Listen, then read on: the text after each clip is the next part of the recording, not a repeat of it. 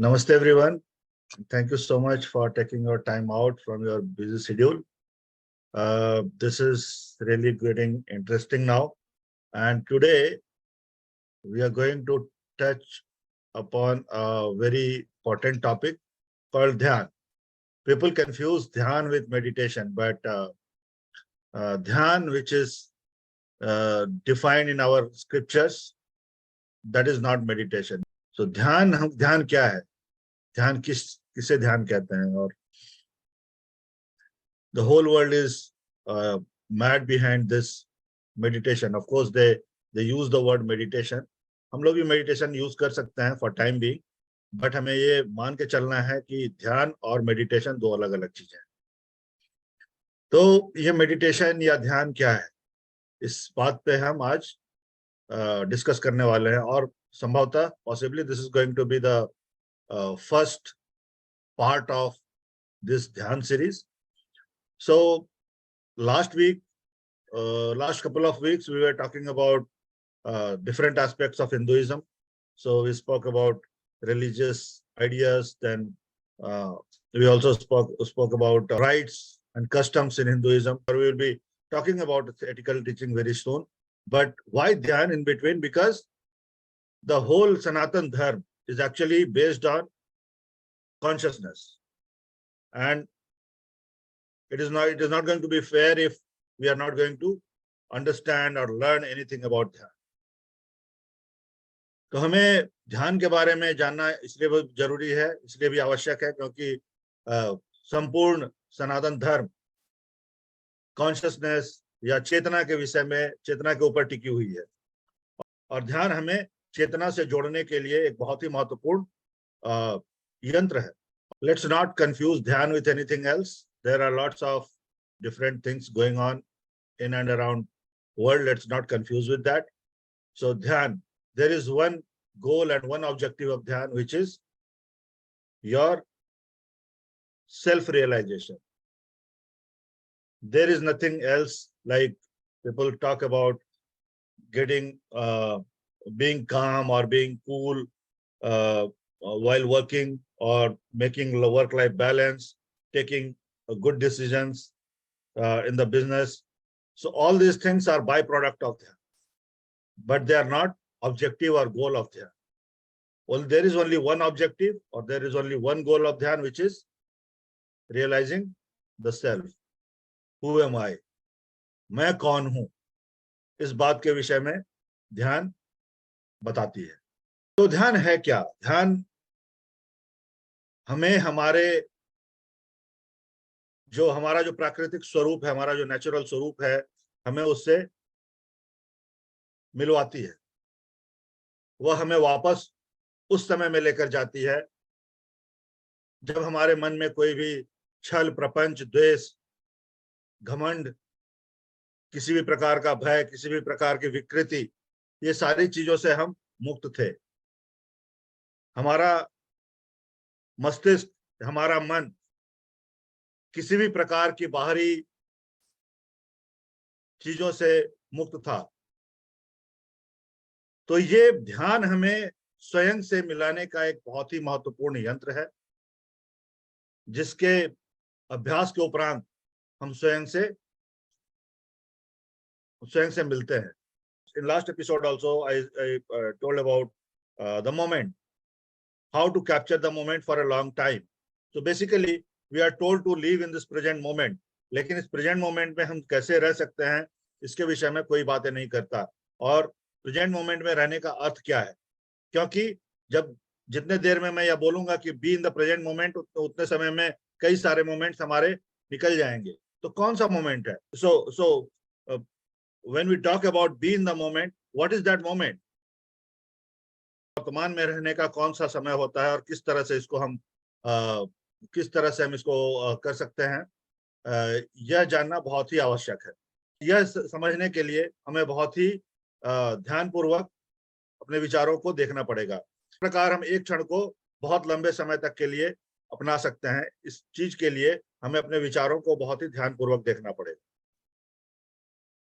तो विचारों को देखने का तात्पर्य क्या है? क्योंकि हमारे विचार या तो भूतकाल से आते हैं, या तो पास्ट से आते हैं, या फ्यूचर से आते हैं. पास्ट की हुई कुछ गलतियां या पास्ट में किए हुए हमारे कुछ अच्छे कार्य, इन सारी चीजों से हमारा मस्तिष्क जो है, हमारे विचार जो है वो घूमते रहते हैं। एक एक घटना से दूसरी घटना, और दूसरी घटना से तीसरी घटना, और इवन ऐसी भी घटनाएं जो हमारे जीवन में घटित नहीं हुई हो, वैसी भी घटनाएं हमारे मस्तिष्क वहां पे जाते रहती है। उसी प्रकार भविष्य की चिंता, भविष्य का भय, भविष्य को लेकर जो भी हमारे इनसिक्योरिटीज हैं, इन सब के ऊपर में हमारा ध्यान भटकता रहता है, यहाँ से वहां, वहां से वहां।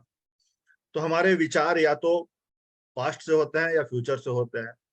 परंतु जिस समय हम विचार शून्य होते हैं, वही मोमेंट होता है, और उस मोमेंट को हमें काफी समय तक रखना पड़ता है, तभी हमारा ध्यान संभव है। अब उस मोमेंट में कैसे आ सकते हैं, यह अभ्यास की विषय है। इस पर इसको हमें अभ्यास पूर्वक ही उस स्टेज तक पहुंचा जा सकता है।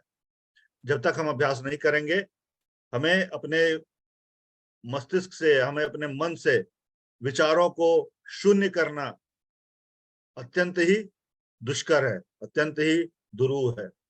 अतः हमें अपने मस्तिष्क में विचारों को शून्य करने के लिए हमें अभ्यास करना ही पड़ेगा, और उसी अभ्यास का नाम ध्यान है। जब हम बताते हैं कि हमारे विचार शून्य हो जाने चाहिए, इसका यह तात्पर्य है कि हमें अपने माइंड जिसको मन भी बोलते हैं, हम माइंड के विषय में अगले स्लाइड्स में देखेंगे।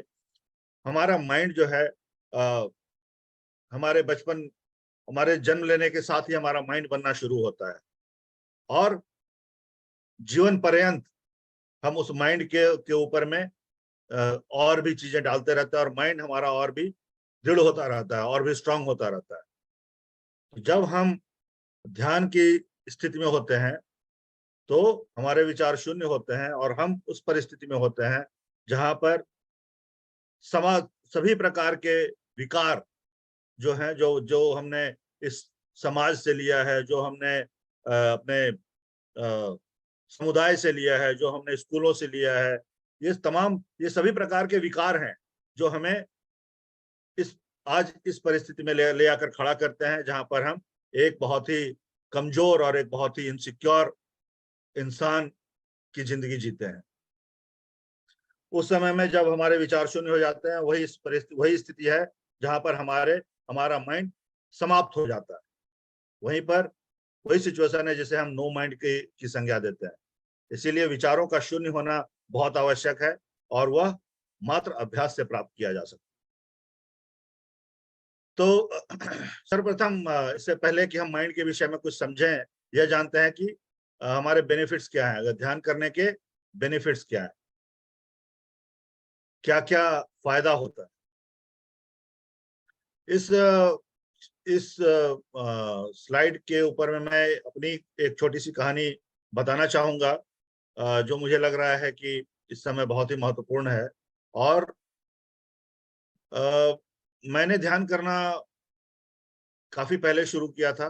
जब मैं अपने ग्रेजुएशन में था, उस समय में मैं थोड़ा बहुत ध्यान करता था, क्योंकि ध्यान को लेकर हमारे घर में मेरे दादाजी ने हमारे बचपन में ही हमें ध्यान के लिए प्रेरित किया था, और तब से मैं थोड़ा बहुत ध्यान करता रहता था। लेकिन 2015 के बाद मैं रेगुलर ध्यान करने लगा, और जब मैं यहाँ सिडनी आया, वहां तो उसके बाद 2018, 2019, 2020 में मैं करीब 3 से 4 घंटे ध्यान पे बैठा करता था, और वो दिन हो रात हो, वो मैं कभी भी बैठ जाता था।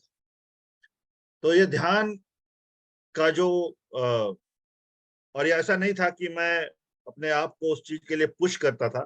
ध्यान मुझे स्वयं को आकृष्ट करता था। मुझे लगता था कि मुझे ध्यान करना चाहिए, मुझे ध्यान में बैठना चाहिए। इसके लिए मैंने अपने आप को कभी उसके लिए पुश नहीं किया कि नहीं, अब मैं सारी चीजों को छोड़कर मैं ध्यान में बैठूंगा। मैं ध्यान। आपको एक जी क्वेश्चन करना चाहूंगी कि जी जी जी। जैसे आप कहते हैं कि ये एक आपके अंदर से ही ऐसा हो रहा था कि नहीं, आप ध्यान करें और आप बैठ सकते हैं। पर जैसे मेरा एक्सपीरियंस ऐसा नहीं है। और मुझे लगता है बहुत सारे लोग भी मेरे साथ होंगे कि उनका एक्सपीरियंस ऐसा नहीं है जी कि जी ध्यान उसको आकृष्ट करें और वो ध्यान में बैठें। ध्यान में और विचार शून्य तो वो बहुत दूर की बात है, जैसे जी पर 3-4 घंटे की बात छोड़िए, आप 10 मिनट बैठना 10 हाँ साल जैसा लगता है। तो ये शुरू कैसे करें और हाँ, क्या लाइक फर्स्ट स्टेप है? और मैं जैसे कि मैं मैंने बताता हूँ। 6-8 महीने में मैंने सोचा कि मेरा तो हो नहीं पा रहा है, मतलब मैं विचार मुक्त नहीं हो पा रही हूँ, तो आदमी नर्वस हो जाता है कि मैं कुछ गलत कर रहा हूँ, कर रही हूँ। जी जी जी तो जी। वो आप थोड़ा तो प्रकाश डालें वो चीज़ पे। अवश्य अवश्य, जरूर जरूर। देखिए, एक्चुअली ये बहुत ही मुश्किल है शुरुआती दौर में। 1 मिनट भी बैठ पाना और इवन कुछ सेकंड्स के लिए भी बैठ पाना बहुत ही मुश्किल होता है, क्योंकि आप इतनी निगेटिव विचारों से जुड़े रहते हैं कि आप बैठ ही नहीं सकते। आपको अपने विचार से ही लड़ना पड़ेगा और आपके अपने विचार ही आपको परेशान करते रहें। तो इसीलिए आप थोड़ी देर में ही थक जाते हैं। तो 30 सेकेंड बहुत है। 30 सेकेंड, 1 मिनट तक अगर कोई बैठ गया शुरुआती दौर में, तो यह बहुत ज्यादा है। लेकिन जैसे हम बोलते हैं कि दो चीजें होती है, एक प्रवृत्ति होती है, एक निवृत्ति होती है। तो जब हम चीजों को करना शुरू करते हैं, हमारी प्रवृत्ति वैसी बन जाती है। तो जैसे कोई क्राइम करता है तो वो उसकी प्रवृत्ति बन जाती है। वो सीरियल सीरियल वो बार बार वो क्राइम करता रहता है। कोई अच्छे कार्य करता है, किसी को दान देना अच्छा लगता है, किसी को सर्विस करना अच्छा लगता है, तो वो बार बार प्रयास करता है कि मैं किसी ऐसे जगह पर जाके मैं वहां पे अपनी सेवा दूं, वहां पे जाकर सर्विस करूं। तो ये उनका उनकी प्रवृत्ति बन जाती है। तो ये दो वो चीजें हैं, एक प्रवृत्ति और एक निवृत्ति। तो हमें अपने प्रवृत्ति में ध्यान को लेकर आना है और बाकी दूसरे दुनिया की सारी चीजों को हमें निवृत्त कर देना है। हमें उन सारी चीजों से कोई मतलब नहीं होना चाहिए, जो कि बहुत ही कठिन है। शुरुआती दौर में, प्रारंभ में बहुत ही मुश्किल होता है। बहुत ही हमें उससे जूझना पड़ता है, हमें अपने विचारों से जूझना पड़ता है। लेकिन वह पहला पहला कदम है जहां पर आप अपने से स्वयं स्वयं को जानने के लिए आप प्रेरित होते हैं और स्वयं को जानने के लिए पहला कदम उठाते हैं। वह बहुत आवश्यक है। और ऐसा भी नहीं है कि ये चीजें 1 दिन 2 दिन या 10 दिन में समाप्त हो जाएंगी। अभ्यास रत रहना पड़ेगा, अभ्यास करते रहना पड़ेगा। और हो सकता है ये निगेटिव विचार जो है उसको समाप्त होते होते 6 महीने लग जाए, 1 साल लग जाए, लेकिन ये जाएंगे। इनको जाना पड़ेगा, क्योंकि ध्यान ही ऐसी चीज है जो इन सारी निगेटिविटी को, इन सारे गलत विचारों को, इन सारे विकारों को मन मस्तिष्क से हटाता है। तो आपको अभ्यास ही एकमात्र साधन है जिसके थ्रू ध्यान को किया जा सकता है। शुरू शुरू में बहुत मुश्किल है, लेकिन अभ्यास करते रहने से आता है। हम किसी भी फील्ड में देख लें, हमें अगर एक अच्छा खिलाड़ी बनना है तो हमें अभ्यास करना पड़ेगा। हमें एक अच्छा राइटर बनना है तो शुरू शुरू में तो हमें लिखना ही पड़ेगा। बहुत सारी जगहों से हमें रिजेक्शंस मिलेंगी, बहुत सारी जगहों से हमें अच्छी चीजें नहीं मिलेंगी। लेकिन हमें उस चीज को गलत तरीके से नहीं लेना है। हमें एक पॉजिटिव वे में लेना है। जब पानी शांत होता है तो उसकी सतह हमें दिखनी शुरू होती है कि उसके पानी के नीचे क्या है। तो हम स्वयं को शांत करते हैं तो हम देखते हैं कि हमारे मस्तिष्क में कैसी कैसे विचार हैं, क्या क्या कैसे कैसे विचार निकल के आ रहे हैं। और वो बहुत बहुत इंपॉर्टेंट है, क्योंकि यदि हम विचारों के साथ बह जाएं तो ध्यान का फिर कोई मतलब नहीं रहता। हमें अपने विचारों को मात्र ऑब्जर्व करना है। हमें अपने विचारों के साथ बह नहीं जाना, हमें अपने विचारों के साथ लड़ाई नहीं लड़नी है। जैसे कभी हम अगर ध्यान में हो और हमें ये याद आ जाए कि अच्छा किसी आदमी ने मेरा इंसल्ट किया था, और हम ध्यान में ही सोचना शुरू कर दें, अच्छा ठीक है उसने ऐसा किया था, पर क्यों किया था तो अगली बार जब वो मिलेगा मुझसे तो मैं उससे बात करूंगा, तो मैं उसको अच्छी तरीके से दूसरे तरीके से बताऊंगा। तो ये हम अपने विचारों के साथ फिर लड़ने, विचारों के साथ संलग्न हो गए, जो तो कि इसका नहीं मतलब चाहिए। ये सही है कि जैसे ध्यान करते समय विचार तो आएंगे, पर आपको उसके साथ एंगेज नहीं होना है। You don't engage with your thoughts, बस यू बस बस यही। Just see them, let them go, let them yes pass, but don't engage with them. So yes that's the first exactly, step. that's the first step. Yeah, so you just have to observe your thoughts. what kind of thoughts are coming in your mind, or it is coming from past or future. Just observe and don't engage yourself with your thoughts. Don't fight with them. Just let it flow through, because जो हमारा जो mind है, उसका उसके उसका ये basic nature है कि उसमें विचार आएंगे। जैसे हमारे हाथ का नेचर है कि ये किसी चीज को होल्ड करके उठाएगा, उसी प्रकार हमारे हार्ट का काम है कि वो हमारे ब्लड सर्कुलेशन को ये जारी रखेगा। तो इस तरह की चीजें होंगी हमारे मन मस्तिष्क में ये सारी चीजें विचारें आते रहेंगे, क्योंकि वो माइंड का ही काम है। लेकिन हमें उन विचारों के साथ अपने आप को इंगेज नहीं करना है। हमें उन विचारों को केवल देखना है, ऑब्जर्व करना है, और हमें स्वयं को उसके साथ उससे फाइट नहीं करना है, उससे स्ट्रगल नहीं करना है। ये सब क्यों हुआ, पास्ट में अगर किसी ने ऐसा कुछ किया तो उसने मेरे साथ ऐसा क्यों किया, अपने आप को उसके साथ एंगेज नहीं करना है। वो पहला स्टेप है जहां पर आप ध्यान के लिए पहला कदम लेते हैं और समझते हैं कि हाँ, ध्यान मेरे लिए कितना आवश्यक। तो वही मैं बता रहा था कि जब मैंने करना शुरू किया तो बहुत सारी चीजें थी, बहुत सारी समस्याएं थी। जैसे मैं बहुत क्या बोले, एक भीरू किस्म का आदमी, जब भीरू मतलब डरा डरा रहने वाला इंसान था, लोगों के साथ सामने में बात नहीं कर पाता था। ऊपर से पारिवारिक कुछ ऐसी सिचुएशंस थी जहाँ पे मैंने अपना हाथ खड़ा कर दिया था कि शायद अब मैं इस सिचुएशन को संभाल नहीं सकता हूँ। और पारिवारिक मतलब ये एक्सटेंडेड फैमिली की बात कर रहा हूँ। बहुत सारी समस्याएं थी। मैं इवन मेरा स्वास्थ्य, मैं हाइपरटेंशन में था। मैं एक्चुअली पिल्स लेता था, टैबलेट्स खाता था। मैं प्री डायबिटिक हो गया था। मेरे पेट में बहुत गंभीर प्रकार की समस्या थी और बहुत तेज दर्द होता था। तो ये सारे रिपोर्ट्स अभी भी हैं मेरे पास। और जब मैं ध्यान करना शुरू किया तो 31 अक्टूबर 2020 को एक मुझे बहुत अच्छा अनुभव हुआ। और एक अनुभव हुआ 14 मार्च 2021 को। और इन दोनों अनुभवों के बाद मैंने यह गौर किया कि मेरा हाइपरटेंशन खत्म हो गया, मैंने टैबलेट खाना बंद कर दिया। मैं प्री डायबिटिक था, अब सारे रिपोर्ट्स नॉर्मल आ गए थे। मेरे पेट की समस्या थी, पूरी की पूरी तरह समाप्त हो गई। मतलब उसके बाद से मुझे कभी पेट में दर्द ही नहीं हुआ।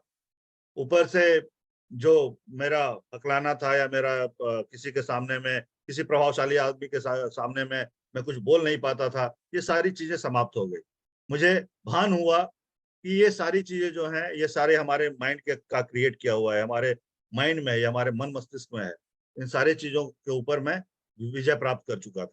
तो ये बहुत आवश्यक है कि ध्यान में अगर आप सही प्रकार से अगर आप ध्यान में आप जाते हैं तो ये सारे फायदे होंगे।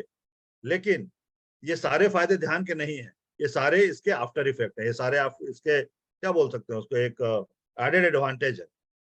ध्यान का एकमात्र लक्ष्य यही है कि आपको स्वयं से मिलवाएगा। या स्वयं बाय से यदि प्रोडक्ट मिलना है। हो स्वयं से यदि मिलना हो तो ध्यान उसके लिए आवश्यक। तो ये मैंने इसलिए बताया शॉर्ट में, क्योंकि बहुत सारे लोग ध्यान के विषय में वो बोलते हैं कि करने से क्या हो जाएगा, थोड़ी देर बैठ जाएंगे तो क्या हो जाएगा। लेकिन आप अगर बैठेंगे, अभ्यास करेंगे, तो परिणाम आते हैं, और ऐसे परिणाम आएंगे कि फिर आप उसको छोड़ नहीं पाएंगे। मैं तो ध्यान का पूरी तरीके से मैंने पकड़ के रखा हुआ है। और हर दिन मैं सुबह सुबह उठकर कम से कम 1 से 1.5 घंटा, कभी कभी मैं 2 घंटे भी बैठता हूँ। पहले जैसे मैं काफी देर बैठता था, अब वो थोड़ा सा कम हो गया है, क्योंकि अभी मेरी बेटी छोटी है, तो वो उठ जाती है और फिर बैठने नहीं देती है। लेकिन मैं कम से कम ये मेक श्योर करता हूँ कि कम से कम 1 से 1.5 घंटा तो ध्यान करूँ ही करूँगा सुबह सुबह। तो ये सारे बेनिफिट्स हैं ध्यान के, जो सबको मिलते हैं। इस रास्ते पे, इस जर्नी पे जो भी रहेगा, उन सबको समझ में आएगा कि उनके स्वास्थ्य में बहुत अच्छे स्वास्थ्य में काफी उनका स्वास्थ्य अच्छा हो गया। उनके जो विचार थे शुद्ध हो गए। उनके जो मानसिक प्रक्रियाएं थी वो बहुत हद तक निखर गए हैं। वो किसी उलझन में नहीं रहते, किसी भी डायलेमा में हमेशा नहीं रहते। बहुत सारे लोगों का होता है, ये करूं या वो करूं, ये करूं या वो करूं। तो इस तरह की डायलेमा सारी समाप्त हो जाएंगी। जो करना है आपको क्लियर समझ में आने लगेगा। ये सारी चीजें ध्यान से होती है। एक नया पर्सपेक्टिव मिलता है जिंदगी को देखने का। आपका नजरिया पूरा बदल जाता है। बहुत सारे फायदे हैं। लेकिन इसका जो मुख्य फायदा है वो यही है कि यह आपको स्वयं से मिलवाता है। ध्यान ध्यान विल मेक यू, ध्यान से आपका जो नेचुरल सेल्फ है उससे ध्यान आपको मिलवाता है। यह इसका एक सबसे बड़ा बेनिफिट, यही इसका ऑब्जेक्टिव है। इसके बाद हम अब ध्यान, और जब हम ध्यान की बात करते हैं तो माइंड और नो माइंड का सिचुएशन हम बताना चाहते हैं, क्योंकि ध्यान जो है it is related with mind, and mind is an interface which connects you with the something which is not visible.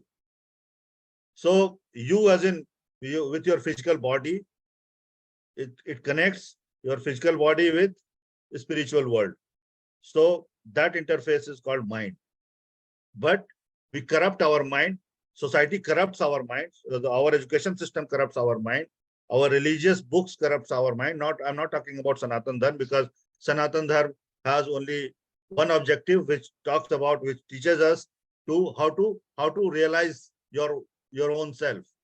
So I'm not talking about Sanatan Dharma, I'm not talking about these scriptures, but talking about lots of other things, other books, and other other teachings. Then even the economic system of our society, that also corrupts our mind. हमारा तुरंत competitor खड़ा हो जाता है, भले वो हमारे साथ कंपटीशन करता हो या ना हो, लेकिन हम उसके साथ कंपटीशन करना तुरंत शुरू कर देते हैं। उसने तो बड़ी गाड़ी ले ली, उसने तो बड़ा घर बना लिया, वो तो विदेश की यात्रा करने के लिए जा रहा है। बहुत सारी चीजें ऐसी हैं जो लोग बिना किसी बात के सोचना शुरू करते हैं और स्वयं को तकलीफ पहुंचाना शुरू करते हैं। तो ये सारी चीजें होती हैं जिससे हमारा माइंड करप्ट होता है, और इसीलिए माइंड को समझना सबसे पहले बहुत आवश्यक है कि माइंड क्या है। तो what is mind? Basically, as I said, mind is an interface which connects you with the spiritual world, connects your physical world with the spiritual world. So basically जो 5 कोश बताए, 5 कोश के बारे में हम बातें करते हैं: अन्नमय कोश, मनोमय कोश, प्राणमय कोश, विज्ञानमय कोश और आनंदमय कोश। अन्नमय कोश is nothing but our physical body. Manomay kosh is nothing but our mind or mental body. And pranamay kosh is our urja or प्राणवायु, whatever, like जो ऊर्जा हमें जीवित रखे हुई है वह प्राणमय कोश है। विज्ञानमय कोश उसके उपरांत है, जहां पर हमारा इंटेलेक्ट एक्सपैंड होता है, और आनंदमय जहां पर सब कुछ सच्चित आनंद है, जहां जो वो आनंदमय कोश है। परंतु अभी हमें इस जीवन के लिए और हमें एक अच्छे जीवन के लिए बस नीचे के जो 3 कोश हैं, अन्नमय कोश, मनोमय कोश और प्राणमय कोश, इन तीनों पे ही ध्यान देना है, क्योंकि ये हार्डवेयर हो गया, हमारा शरीर हार्डवेयर है। मनोमय कोश जिससे हमारा सॉफ्टवेयर बनता है। इस मनोमय कोश के अंतर्गत हमारे सारे इंद्रियां आ जाती है, 5 ज्ञानेंद्रियां आ जाती हैं, कर्मेंद्रियां आ जाती हैं, और उसके बाद इस कंप्यूटर को चालू रखने के लिए एक इलेक्ट्रिसिटी की जरूरत होती है, जो प्राणमय कोश है, जहां पे हमें ऊर्जा की आवश्यकता होती है। तो ये 3 चीजें हमें समझना बहुत आवश्यक है। सबसे पहले हम मनोमय कोश के विषय में जानेंगे कि हम अन्नमय कोश के विषय में इसलिए नहीं मैं बातें कर रहा हूं क्योंकि इससे हम भली भांति परिचित हैं, इससे हम सभी जानते हैं हमारा शरीर कब पेन होता है, कहाँ पेन होता है, लेकिन हमारा माइंड हमारे शरीर को बहुत अच्छे तरीके से कंट्रोल कर सकता है। लेकिन अगर हम अपने माइंड को कंट्रोल नहीं कर पाए तो माइंड हमारा मालिक बन जाता है और हम उसके गुलाम बन जाते हैं। इसीलिए हमें अपने आप को उस अवस्था में लेकर जाना है जहां पर मैं अपने माइंड का मालिक रहूं, या अपने माइंड का स्वामी रहूं, और माइंड को अपने हिसाब से उसको कार्य करने के लिए बोलूं। अगर मैं माइंड को छोड़ दूं तो माइंड हमें किसी भी गलत काम में संलग्न कर सकता है, या किसी का मर्डर करवा सकता है, किसी के बैंक को लुटवा सकता है, किसी भी तरीके के गलत काम में हमें लगा सकता है। लेकिन यदि मैं माइंड को कंट्रोल करूं तो मैं बताऊंगा तुम्हें कब क्या सोचना है, किस प्रकार की बातें सोचनी है। तो इसीलिए हमें माइंड को एक बहुत ही अच्छे क्या बोल सकते हैं उसको, एक बहुत ही अच्छे शिष्य की तरह उसको ट्रीट करना चाहिए। जिसको हमें बताना है कि तुम्हारे लिए सही क्या है, गलत क्या है। और ये चीज एक्चुअली हमारे बच्चों के लिए बहुत आवश्यक है, क्योंकि एक अभी तो हम अपने बच्चों को कुछ गाइड कर सकते हैं कि ये तुम्हारे लिए ये अच्छा है या बुरा है। एक स्टेज के बाद, एक एज के बाद हमारे बच्चे खुद अपना डिसीजन ले सकें, हमें उनको इस स्थिति में लेकर आना है, ना कि हमें उनको फिर से इस दुनिया के माया जाल में छोड़ देना है, जो माया जाल है। और वो माया जाल किसी भी प्रकार किसी भी प्रकार से उनको अपने चुंगल में फंसा सकती है। तो हमें बच्चों को यह बताना है, हमें बच्चों को यह समझाना है कि अपने माइंड को अपने कंट्रोल में कैसे रखना है और माइंड को अपने हिसाब से कैसे तैयार करना। जैसे मैं अपने बेटे की बात करूं, मेरा बड़ा बेटा टीनेज है अभी, और वो तो हमें बच्चों को बताना है कि तुम्हारे लिए कब क्या अच्छा है, क्या बुरा है। और इसके लिए हमें अपने माइंड को समझना बहुत जरूरी। माइंड के 4 पार्ट होते हैं: चित्त, बुद्धि, अहंकार और स्मृति। बुद्धि से हम समझते हैं कि हमें क्या देखना चाहिए, क्या पढ़ना चाहिए, हमारे लिए क्या अच्छा है, क्या बुरा है, ये हमें बुद्धि समझाता है। अहंकार, जिसको हम ईगो बोलते हैं, हर परिस्थिति में मैं हम स्वयं को हर परिस्थिति में हम स्वयं को वहां पर रख के फिर सिचुएशन को एनालाइज करते हैं। कोई अपने विषय में बात कर रहा है तो हम तुरंत फिर हमारे दिमाग में फिर आ जाता है कि अच्छा, ऐसा सिचुएशन अगर मेरे साथ हुआ होता तो, या फिर ऐसा सिचुएशन कभी मेरे साथ भी हुआ है तो, फिर हम स्वयं को उस परिस्थिति में रख देते हैं और फिर चीजों को एनालाइज करना शुरू करते हैं। वो इतना स्मार्टली हमारे सामने खड़ा होता है कि हम पहचान नहीं पाते हैं कि ये हमारा बुरा करने जा रहा है। कभी कभी अहंकार हमें इस परिस्थिति में लाकर खड़ा कर देता है जहां से वापस आना हमारे लिए संभव नहीं होता है। लोगों के झगड़े होते हैं वहां पर, अच्छा तुमने ऐसा किया मैं ऐसा करूंगा, तुमने ऐसा किया मैं वैसा करूंगा। ये सारे अहंकार या ईगो का ही एक छोटा सा उदाहरण है। लेकिन यह अहंकार हमारे साथ, ये मैं शब्द जो है, ये हमारे साथ अंत अंत काल तक हमारे साथ जुड़ा रहता है। इस मैं को समझना चाहिए कि इस मैं का वास्तविक स्वरूप क्या है, या इस मैं का वास्तविक स्वरूप क्या यह शरीर है, इस मैं का वास्तविक स्वरूप क्या यह मस्तिष्क है या माइंड है, या मैं का वास्तविक स्वरूप कुछ और है। या जिस जिस दिन समझ में आ जाता है, उस दिन फिर चीजें हमारे लिए बहुत आसान। तो बुद्धि, अहंकार, चित्त और स्मृति। स्मृति हमारे शरीर, हमारी स्मृति जो मैं जिसको हम मेमोरी बोलते हैं, हमारे बचपन से अभी तक की सारी स्मृतियां हमारे साथ इस दिमाग में, इस मस्तिष्क में कैद हैं। तो और स्मृतियां, हमारे पिछले जन्म की भी स्मृतियां हमारे मस्तिष्क में कैद हैं। उतना ही नहीं, हमारे जेनेटिक मेमोरीज, हमारे दादाजी किस प्रकार थे, हमारे फादर किस प्रकार थे, कुछ हमारे शरीर की जो फीचर्स हैं उनसे मिलते जुलते हैं। ये जेनेटिक मेमोरी भी हमारे साथ है। हमारे शरीर के एक एक कोशिकाओं का अपनी स्मृतियां हैं, अपनी प्रत्येक कोशिका की अपनी स्मृति है। वो सब पूरे शरीर का एक अपना स्मृति है। हर प्रकार की स्मृति लेकर ये हमारा शरीर खड़ा है।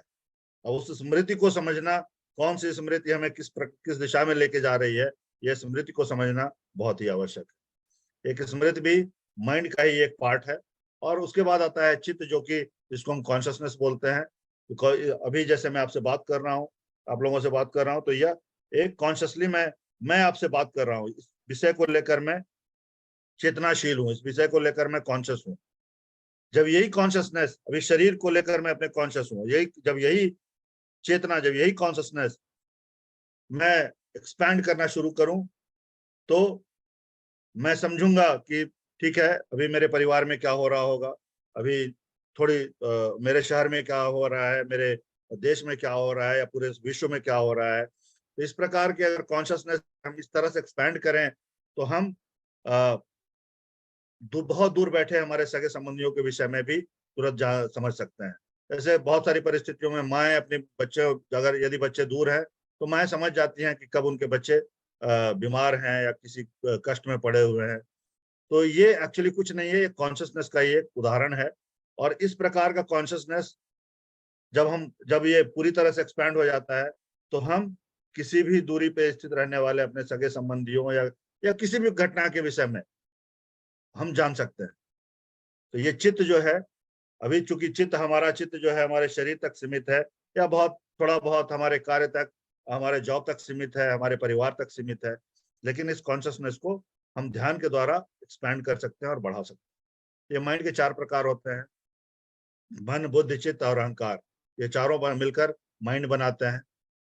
माइंड के डिफरेंट वेव्स होते हैं। शायद अभी अभी हमारे पास 5 मिनट और बचे हैं, तो maybe I take a pause and open the forum for any question. If you have any questions, maybe we'll discuss about brain waves in next session, and how the mind is related to dhyan, and how to control our mind. That is most important, because lots of negative thoughts, we cannot sit quiet for even half a minute or even a minute. So how to control our mind? So that we are going to maybe discuss in the next session. But yeah, I'm ready for any questions that. I have a question. Yes, So, please. first of all, I think, at least for me, it will be very useful if you kind of like start with just telling us your own experience, like how you started, what happened in your first few months, days, weeks, when you started meditating. Yeah. Slowly, what did you observe? What changed for you? And Yeah, sure. why did you think that that has changed for you just because of this meditation practices और ध्यान से हुआ आपके साथ ये? तो एक ये जानना चाहूंगी, और दूसरा कि जब सब लोग कहते हैं ध्यान करो, तो जब हम शुरू करते हैं तो हमारी इतनी एक्सपेक्टेशन रहती है, हम चेक करते रहते हैं कि क्या मेरा कुछ प्रोग्रेस हुआ। तो होता क्या है कि लाइक फर्स्ट एक हफ्ता हो गया, 2 हफ्ते हो गए, और 1 महीना हो गया, तो हमको लगता है कि ओ माय गॉड, कितने दिनों से कर रहे हैं। तो हमको लगता है अरे 1 महीने से कर रही हूँ, 2-2 घंटे, कुछ भी नहीं हो रहा है। तो ये जो कुछ भी नहीं हो रहा है, like we look for some tangible results Yes, that we yes, I don't get understand it. what you're. Yeah. Yeah. So so जब ऐसा So होता है कि like when we look for tangible results and we don't see it, how we tell ourselves that we are still on the right path, and we are like still on the right track. Yeah. stay on that path. So that Right. experience, if you could share, that would be Yeah, like in the definitely. I next will. session, that would be like really good. Yeah. Maybe I'll answer your one question and then leave another question for next time. So how to understand or what happened with me, like when I started meditating. So basically, it is all the process. So it starts with the negative thoughts. When you sit quiet, the whole thoughts will come and they will start haunting you. सारे तरफ से विचार आ जाएंगे और आपको परेशान करना शुरू करेंगे। किसी ने मेरे बारे में ऐसा कहा, मेरे पास पैसे नहीं है, अभी मेरे माँ पापा बीमार हैं, मेरे रिलेटिव ने ये घर खरीद लिया, मेरे दोस्त वहां पे घूमने चले गए। कुछ भी, कोई सा भी थॉट कहीं से भी आ सकता है, आपके जॉब से रिलेटेड आ सकता है, आपके घर से रिलेटेड आ सकता है, कहीं से भी आ सकता है। ये सारे नेगेटिव थॉट्स, पहले पहले तो आपको नेगेटिव थॉट्स आएंगे, उसके बाद उसका नेक्स्ट स्टेप होता है वो नेगेटिव। जब आप अभ्यास जारी रखते हैं तो नेगेटिव थॉट्स न्यूट्रल हो जाती है। फिर धीरे धीरे करके आपका वो जो निगेटिविटी है, जो उससे लड़ने का या उस थॉट से जूझने का जो आपकी प्रवृत्ति है, वो टेंडेंसी खत्म हो जाएगी। You will stop fighting with your thoughts, you will stop engaging yourself with the thought. Then still thought will be there, but you will not fight with it. Then slowly you will observe now positive thoughts are coming. सब अच्छी अच्छी चीजें आ रही। उसके बाद से you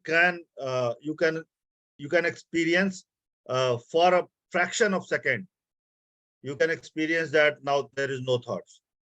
But remember, if you experience that there is no thought, it means you are not thoughtless. इन सारी चीजों में हो सकता है 2 साल 3 साल का समय लगे, क्योंकि हमने जो अपना माइंड बना रखा है, जिस तरह का माइंड हमने बचपन से लेकर तक बनाया है, अब हम उसको चाहते हैं कि 10 दिन में ठीक कर लें, या 2 महीने में ठीक कर लें, या 6 महीने में ठीक कर लें।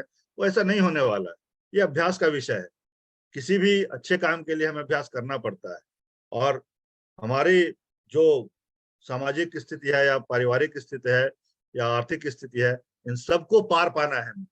इन सबको पार पाने के लिए हमें हमारे दिमाग को और ट्रेन करना पड़ेगा और ट्रेन करना पड़ेगा। और हम्म, धीरे धीरे करके ट्रेन ऐसे ही होते हैं, जब नेगेटिव थॉट न्यूट्रल में बदलता है, न्यूट्रल पॉजिटिव में होता है, धीरे धीरे करके थॉट आने बंद होते हैं। थॉट आने बंद होने के बाद फिर आपको आपके शरीर में आपको वो वाइब्रेशन फील होगा, झंझनाहट फील होगा कि हाँ कुछ तो एनर्जी सा फ्लो कर रहा है नीचे से लेकर ऊपर तक।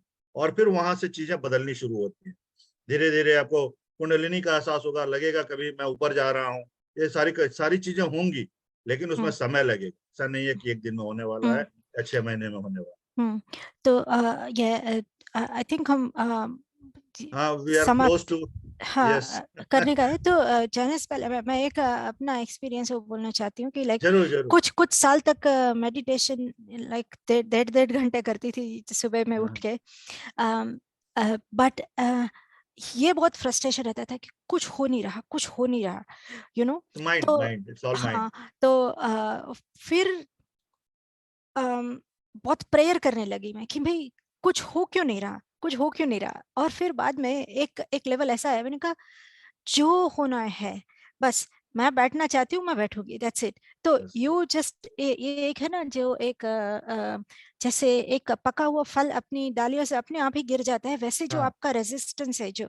तो फिर बाद में मैंने ये महसूस किया कि जो मेरे अंदर जो resistance, the resistance that I had to achieve something, and like because if you are successful in your career, you think that, oh, I have done this course in like 10 yes days, then exactly. this and this days, and तो आपका जो ये ego है ना, I could see that my ego was asking me for some tangible results। क्यों कुछ नहीं हो रहा, क्यों? पर फिर बाद में धीरे धीरे ये पता चला कि कुछ नहीं होना यही तो होना है ना। So I like eventually what we want to achieve is that state where nothing happens rather than too many things happening। Yes, So yes. that's the thing। तो I think वो हुआ। और At least you start observing that something is there, nothing is happening because things हमारे life में चीजें इतनी fast होती हैं और इतने अनकॉन्शियस लेवल पे होती है कि हम सारी चीजों के बारे में सोच भी नहीं सकते। हाँ, तो वन और एक एटलीस्ट यू और एक स्टार्टेड बात। ऑब्जर्विंग। और एक बात हुई कि जैसे कुछ हो क्यों नहीं रहा, तो फिर you go on internet and start listening to people about meditation and what happened to their experiences and all that। तो एक एक अलर्ट है थोड़ा सा कि when you are trying to meditate and practice something, and you are questioning yourself like why something is not happening, or what is the indication that I'm on the right path and things like that। You try to search for other people's experience, but what I realized later that everybody's journey is their unique journey। Different and different या that nobody can tell you that okay, within 1 year you will reach there, 3 years you will reach there। It is correct correct your own absolutely journey। Correct. so आपका जो evolution है आपके आत्मा का, उसी हिसाब से आप इतना जल्द या इतना टाइम लेके आप आगे पहुंचोगे, और उसमें कोई कुछ नहीं बता सकता। तो इट आल्सो मतलब it also because depends on our past karma because correct ध्यान या। ध्यान इज और ऑल वीडियो देख ध्यान इज देख के कभी कभी ऐसा लगता है कि है ना, कभी कभी इल्यूजन होने लगता है कि हाँ मुझे भी ब्लू लाइट दिखता है, मुझे भी, but no no it's no it's no all illusion, it's nothing real. तो yeah that's so something that I want to like share that experience, that it's yes nothing। you just stick या to yourself, be patient it's and good keep that you doing have what you shared. It's good that you have shared, and it is very important to differentiate between a hallucination or actually things happening. Okay, mm-hmm, because ध्यान में बहुत बार ऐसा होता है जो लोग बोलते हैं कि हाँ मुझे तो ऐसा महसूस हुआ, ऐसा दिख रहा है, बट जब वो होता है तो आपको समझ में आ जाएगा, वो आपको हेलुसिनेट करने की जो आवश्यकता ही नहीं। mm-hmm, मोस्टली हेलुसिनेशन होता है कि हाँ आज तो मुझे ऐसा एक्सपीरियंस हुआ, ऐसा हुआ, वैसा हुआ, mm-hmm, लेकिन जरूरत नहीं है। mm-hmm. ठीक है। Okay, thank I you. will